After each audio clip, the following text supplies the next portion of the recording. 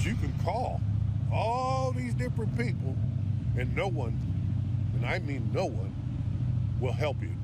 Well, that's a fed-up foster dad. He's concerned for safety. He says Ashtabula County refused to help him with a difficult child for days. The county is saying the unfortunate situation amplifies a placement crisis in our state. 19 Investigates started digging deeper into the issue this summer when we learned dozens of children had stayed the night at the Cuyahoga County office building. That's right. Tonight, investigator Hannah Catlett expanding our coverage outside of Cleveland now with this story.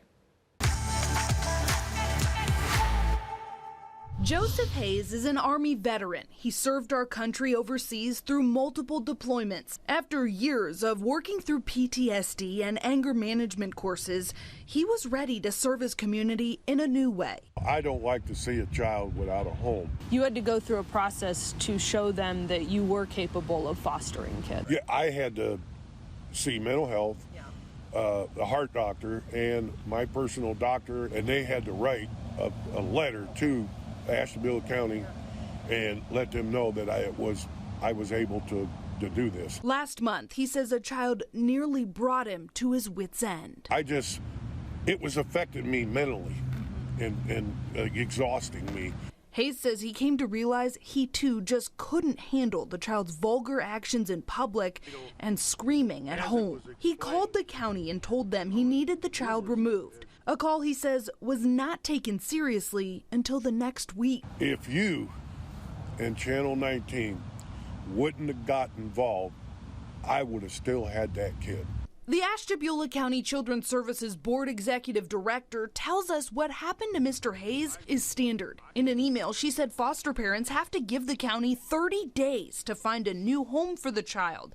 Could that practice be putting children at risk? It's unclear how often the county has foster parents trying to return a troubled child.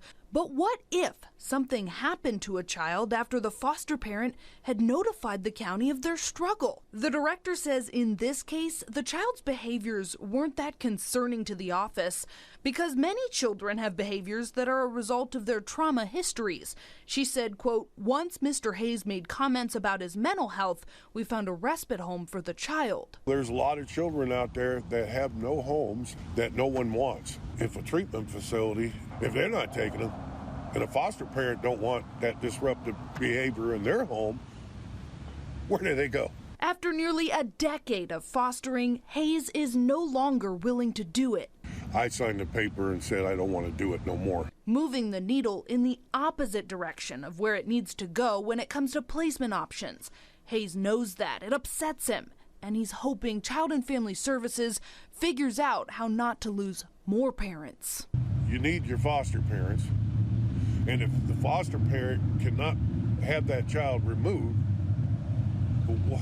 what do they do? Because you can call all these different people, and no one, and I mean no one, will help you. Hannah Catlett, 19 News.